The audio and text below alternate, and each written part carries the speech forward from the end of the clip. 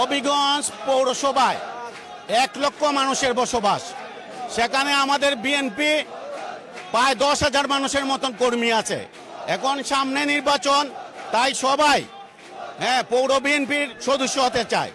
এখন আমার পৌরসভায় 5,000 মানুষ আছে পৌর কমিটিতে ঢুকার মতন, তার থেকে আমরা মাত্র 101 জন সদস্য নিয়েছি, বাকি সব কমিটির বাইরে। এখন সবাই কমিটিতে আসতে পারে, সবাইকে কি জায়গা দেওয়া সম্ভব আপনারাই বলেন। আর অনেকে জেলা বিএনপির কমিটিতে যাবেন, যেমন মহিলা দলের সভাপতি, সাধারণ সম্পাদক, পদাধিকার বলে তারা জেলা বিএনপির সম্পাদিকা এবং সহ সম্পাদিকা হবেন। তাই তাদের আমরা জেলা কমিটির জন্য ডপ দিয়েছি এবং অপেক্ষাকৃতভাবে যারা তরুণ পৌর মহিলা দলের সভাপতিরা আমরা মহিলা বিষয়ক সম্পাদক দিয়েছি। আর একটা কুচুক্তি মহল এই 6 তারিখের জেলা বিএনপির সম্মেলনকে বানচাল করার জন্য বিভিন্ন পায় তারা করছে।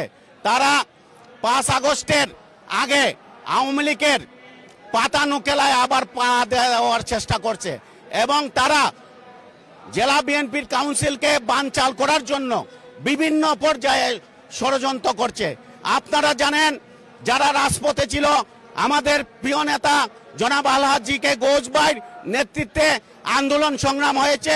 যারা রাজপথে ছিল, যারা পরীক্ষিত, যারা মামলার আসামি, সবাই আমার কমিটির সদস্য হয়েছে। আমি আপনাদের আবারও বলছি যে আমার পৌরসভায় 1 লক্ষ মানুষের বসবাস, সেখানে 10,000 মানুষ বিএনপি করে, সবাইকে তো আর কমিটিতে নেওয়া সম্ভব নাই। এই কমিটির ভিতরে আমাদের সুপার 5 যারা আমরা সাধারণ মানুষের ওয়ার্ড নেতৃবৃন্দের বুটে আমরা নির্বাচিত হয়েছিলাম, সেই সুপার 5-এর 5 জন মিলে আমরা কমিটি করেছি। এখানে কারো কোনো হস্তক্ষেপ ছিল না। আমরা 5 জনের দস্তখত দিয়ে আমরা জেলা কমিটির দ্বারা প্রেরণ করেছি এবং জেলা কমিটি অনুমোদন দিয়েছে।